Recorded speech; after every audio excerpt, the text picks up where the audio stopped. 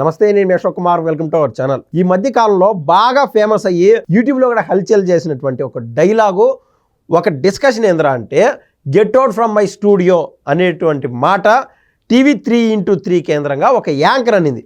సీదా ఎవరు అనిందంటే టాలీవుడ్లో ఇప్పుడిప్పుడే ఎదుగుతున్నటువంటి ఒక హీరోని, ఆయనకు సంబంధించినటువంటి ఒక డిస్కషన్ పెట్టి థంబ్నెయిల్లో క్లియర్ కట్గా పాగల్ సేన్ అని రాశారనమాట. సరే, ఆయన బాధపడినటువంటి ఆ క్రమంలో సీదా టీవీ 3x3 స్టూడియోకి పోయి ఏందమ్మా ఈ మాదిరి చేస్తున్నారంటే వాళ్ళు కోపదిరిక్తులయ్యి బయటికి పో అన్నారనమాట. ఇదే కోవలో గతంలో బాగా గుర్తు చేసుకుంటే ఎన్టీవీ అనేటువంటి ఛానల్లో పిల్లకాకి అని ఒక థంబ్నెయిల్ పెట్టి జూనియర్ ఎన్టీఆర్ గారి గురించి అసలు సమయం కాదు, సందర్భం కాదు, ఆ రోజున ఒక పార్టీకి ఫేవర్ చేస్తూ వాళ్ళు కావాలనే జూనియర్ ఎన్టీఆర్ గారిని టార్గెట్ చేస్తూ ఆ రోజున థంబ్నెయిల్ రాశారు. ఇవన్నీ మనం చూసాం. ఇప్పుడు తాజాగా మన మధ్య ఉన్నటువంటి వార్త, సోషల్ మీడియాలో బాగా ట్రెండింగ్లో ఉన్నటువంటి వార్త ఏంటంటే వాళ్ళు డైరెక్ట్గా తెలంగాణలో కాంగ్రెస్ ప్రభుత్వం అధికారంలో ఉండగా అక్కడ మంత్రిగా ఒక నెంబర్ 1, నెంబర్ 2, నెంబర్ 3 స్థాయిలో ఉండేటువంటి కోమటిరెడ్డి వెంకటరెడ్డి గారితో పెట్టుకున్నారనమాట. వాళ్ళు రాసినటువంటి వార్త ఏంటంటే ఈ కోమటిరెడ్డి వెంకటరెడ్డి అనే అతను అక్కడ ఐఏఎస్ ఆఫీసర్కి ఏదో చేస్తున్నాడు, కావాలని తన వల్ల వేసుకోవాలని చెప్పి ప్రయత్నం చేస్తున్నాడని చెప్పి వాళ్ళు క్లియర్ కట్గా ఒక ప్రోగ్రామే నడిపించడం జరిగింది. సో అక్కడ ఎన్టీవీ వారిని రాత్రికి రాత్రి పోయి ఇన్పుట్ ఎడిటర్ని వాళ్ళని వెళ్ళి అరెస్ట్ చేయడం జరిగింది. ఈ పరిణామాలన్నీ ఏ విధంగా ఉండనున్నాయి ఖచ్చితంగా తెలుసుకునే ప్రయత్నం చేద్దాం. మనతో పాటు సీనియర్ జర్నలిస్ట్ దుర్గా కుమార్ గారు ఉన్నారు. నమస్తే సార్. నమస్తే అశోక్, మన వీక్షకులకు కూడా. సార్, ప్రస్తుతం ఇప్పుడు సమాజంలో కొన్ని ఛానల్స్ వస్తున్నాం, బాగా సక్సెస్ రేట్ ఉన్నటువంటి ఛానల్స్. పేరులో ఆ ప్రస్తుతం లేదో నాకు తెలియదు. ఫర్ సపోజ్ సాక్షి తీసుకుందాము. ఆ యొక్క సాక్షి యజమాని ఎవరైతే ఉన్నారో వాళ్ళు జర్నలిస్ట్ కాదు. ఇంకా అదేవిధంగా టీవీ 3x3 కావచ్చు, లేకుంటే I don't know in depth details sir. ఎన్టీవీకి సంబంధించినటువంటి ఎవరైతే ఓనర్ ఉన్నారో వాళ్ళు జర్నలిస్ట్ కాదేమో అనుకుంటున్నాను. If I'm wrong please correct me. ఇలాంటి వాళ్ళ చేతల్లో, అంటే వ్యాపారస్తుల చేతల్లో ఇటువంటి ఛానల్స్ ఉన్నప్పుడు జర్నలిజము 4 పాదాలపైన నడుస్తుందా లేదా? నడవదు. ఓకే, వ్యాపారం విధంగానే చూస్తారు. ఇప్పుడు రామోజీరావు గారు, ఇంకా నేను కొన్ని విషయాలు కూడా చెప్తా. రామోజీరావు గారు జర్నలిజంలో లేకపోయినా అడ్వర్టైజ్మెంట్ సెక్షన్లో అనుబంధంగా ఉండే జర్నలిజానికి అనుబంధమైన విభాగమే. దాంట్లో ఆయన పనిచేసినప్పుడు అప్పుడు వాక్యూమ్ ఏంటంటే న్యూస్ పేపర్స్ ఊళ్ళల్లో, ముఖ్యంగా రాయలసీమ అయితే మధ్యాహ్నం పూట, సాయంత్రం ఈ టైం అప్పుడు, అంటే అబౌట్ 4:35 అట్లా వెళ్ళి. ఓకే, అంటే మార్నింగ్ రావు. ఓకే, వచ్చే ప్రశ్నే లేదు. కృష్ణా జిల్లాలో మా సొంత ఊరికే 9ంటికి ఎక్స్ప్రెస్ బస్కి వేసేవాళ్ళు, అప్పుడు వచ్చేది.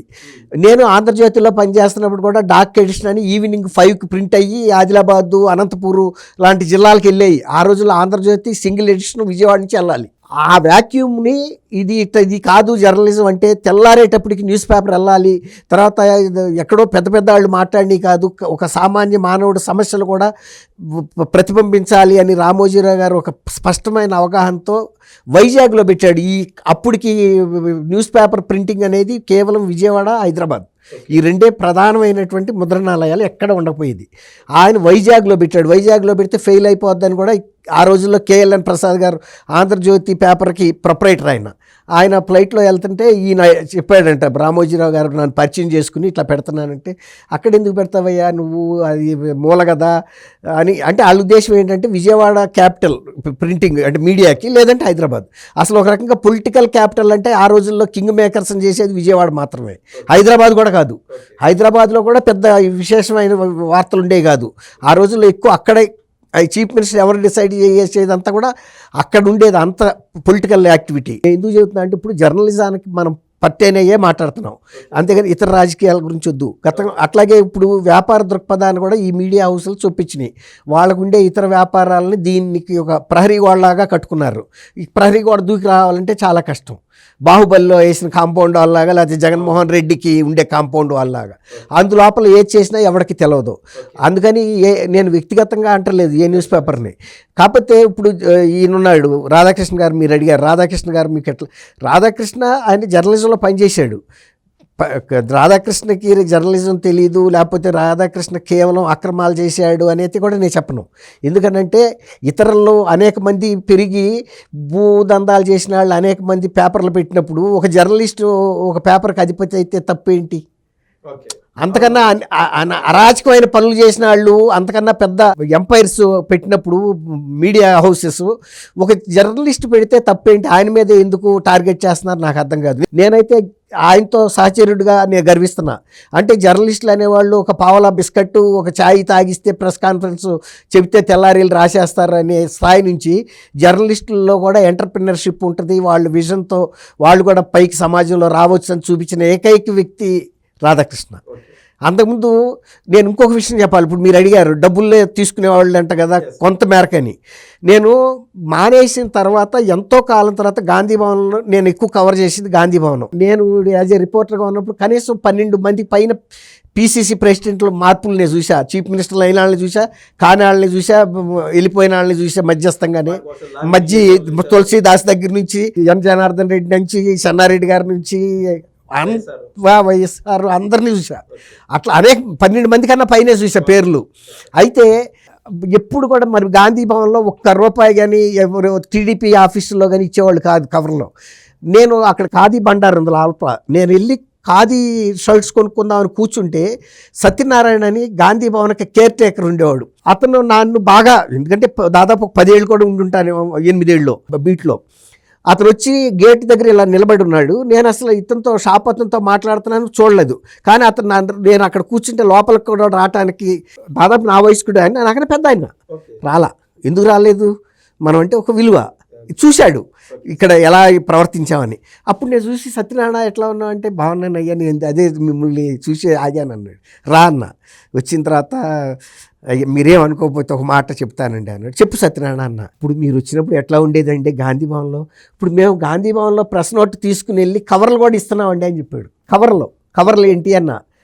ప్రెస్ నోట్తో పాటు కవర్ ఇస్తే, డబ్బులు ఇస్తే తప్ప ప్రెస్ నోట్ పడదండి. దారి ఖర్చులు ఏదో మరి ఇక దారి ఖర్చులు కూడా ప్రెస్ నోట్ తీసుకెళ్ళి అతను ప్రింటింగ్ ఆఫీసుల్లో ఇచ్చినప్పుడు కూడా దాంతోపాటు కవర్ ఇస్తున్నారు.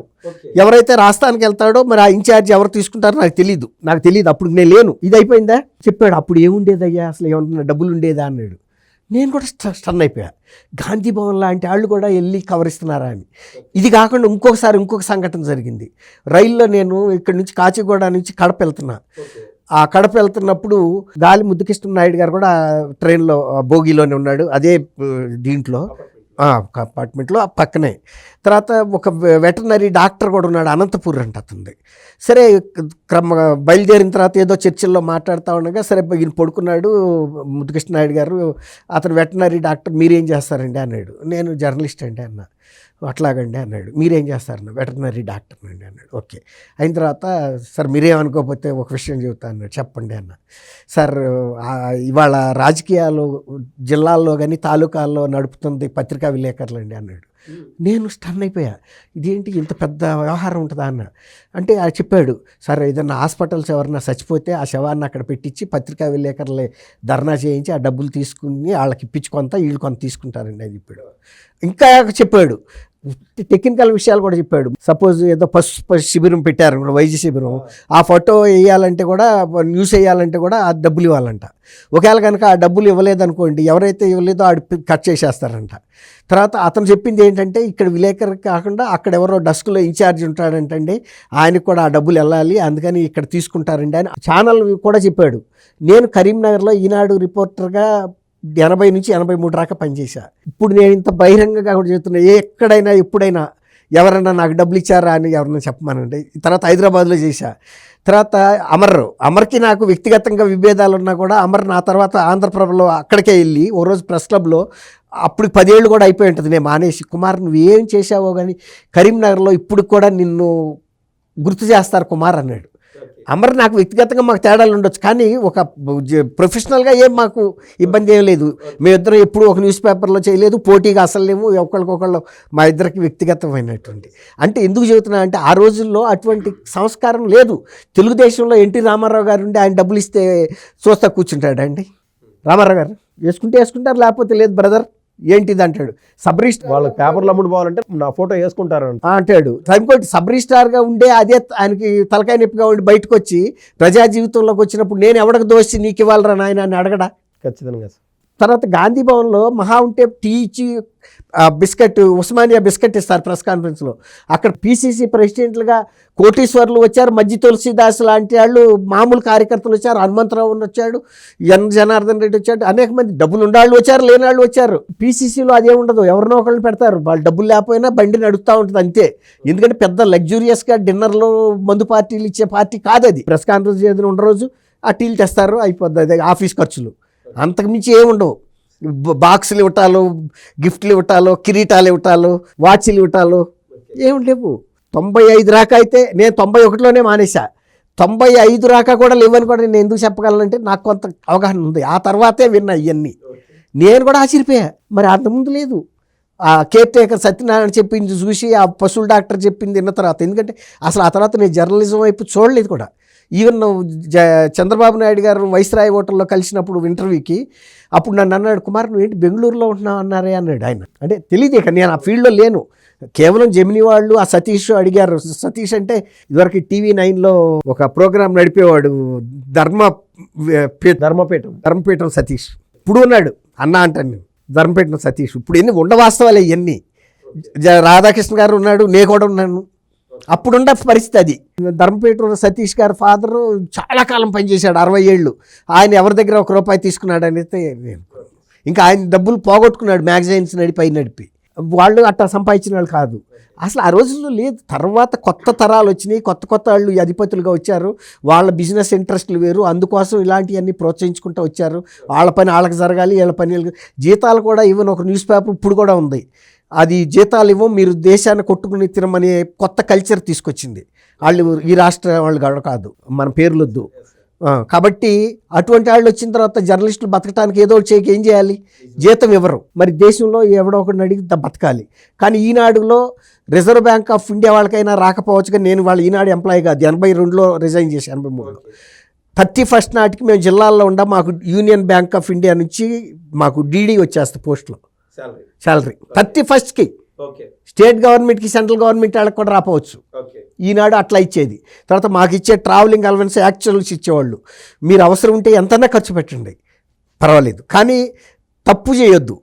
రామోజీరావు ఒకటే చెప్పేవాడు, మీరు నిజాయితీతో ఎంతైనా ఎట్లాంటి న్యూస్ అయినా రాయండి, ఎటువంటి వాస్తవాలైనా నేను మీ వెనకాల ఉంటా, కానీ మీలో కనుక దోషం పెట్టుకుని కనుక చేస్తే మాత్రం మిమ్మల్ని దేవుడు కూడా క్షమించలేడు, నన్ను ఎవరు రికమెండేషన్తో ఆపలేరని కూడా చెప్పేవాడు. అంత పాయింట్ బ్లాంక్గా ప్రతి 2-3 నెలలకు ఒకసారి జిల్లా రిపోర్టర్లతో ఆయన వ్యక్తిగతంగా మీటింగ్ ఉండేది. అది అప్పుడు జర్నలిజం విలువలో. ఇవాళ ఏ జిల్లాలో ఏ రిపోర్టర్ ఉన్నాడో తెలుసా? తర్వాత వీళ్ళే టార్గెట్లు ఇచ్చి అడ్వర్టైజ్మెంట్లు, మేము ఒక్క పైసా కూడా అడ్వర్టైజ్మెంటు ఈనాడుకి ఇప్పించాలా నేను, మాకు ఆ బాధ్యత పెట్టేవాళ్ళే కాదు, దానికి వేరే సెక్షన్ ఉండేది. మాకు అసలు అట్లాంటి అప్లికేషన్స్ సొసైటీలో ఎవరితో కూడా ఉండనిచ్చేవాడు కాదు. మరి అట్లాంటి న్యూస్ పేపర్ వాల్యూస్ వాళ్ళు ఉన్నాయా? దట్ ఈజ్ ఈనాడు. ఆ రోజుల్లో ఉన్న పరిస్థితులు కూడా, ఏ ఆర్గనైజేషన్ దేశాన్ని కొట్టుకుని ప్రసారాలకు పెట్టేటువంటి రాజకీయ పార్టీలు కూడా లేవు, నాయకులు కూడా లేరు ఆ రోజున. ఆ తర్వాత వ్యక్తిగతంగా వాళ్ళు సంపాదించుకోవటం మొదలెట్టారు, అందుకు తగ్గట్టుగా వీళ్ళు తయారయ్యారు. రియల్ ఎస్టేట్ వాళ్ళు పేపర్లో ఓనర్లు అయ్యారు, భూ కబ్జాదారులు కూడా ఓనర్లు అయ్యారు పేపర్లకి. కాబట్టి అన్ని వ్యవస్థలతో పాటు పత్రికా వ్యవస్థ కూడా చెడిపోయింది.